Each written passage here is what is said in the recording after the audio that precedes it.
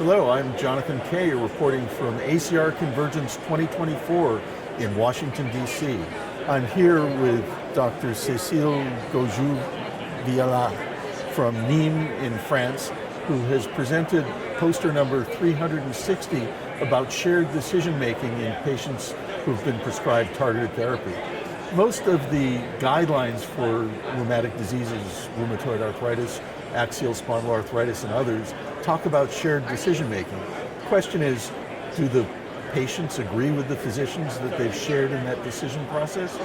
So, Dr. Gaujoux-Viala, you studied patients who were prescribed targeted therapy and interviewed or provided a questionnaire to both the physicians and the patients. And what did you find among responders compared to non-responders? Thank you so much. It's a very important point to consider. We have asked the patients, do you participate as much as you want in the decision, in the choice of the therapeutics and of the treatment? And the answer was on a 5-point Likert scale.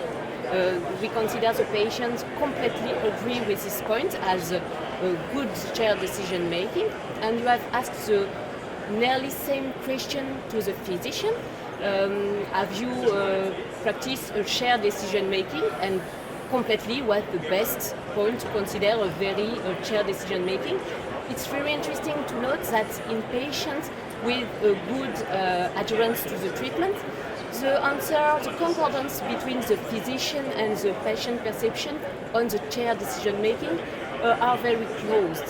But in the patients who never adherent to the treatment, there were a disconnection in the perception, a discordance between the physician who thinks that the patient is happy and the decision is shared, and the patients who only 20% thinks that was a great shared decision making. So I think that's really a point to consider to improve adherence of the treatment. Did you find any specific differences between the non-adherent patients who felt that they had not participated in shared decision making compared to those that did feel that they had participated? No, but I think the most interesting and maybe something I think I'm not happy with this result, because the physicians have not this perception. They think that the patient is happy with the decision, and they think, yes, we have made a great shared decision making, and it was not the perception of the patient at all, and they don't perceive these facts. So what would you suggest that physicians do to change this perception? Maybe ask a more open question. What do you think? Not just, you are agree? Okay, that's fine. Just, what do you think? What's your expectation? What's the goal of your treatment for you? Well, maybe something more open, more cooler. Maybe it could be a great point to avoid this perception, this disconnection in the perception.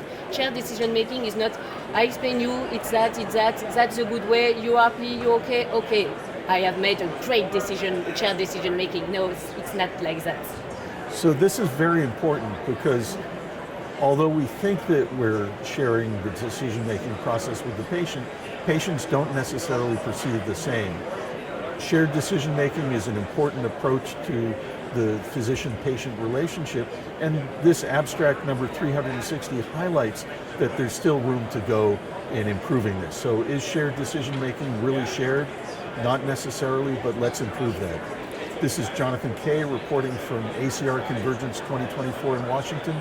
For more on the ACR Convergence 2024 meeting, tune into rheumnow.com. Thanks.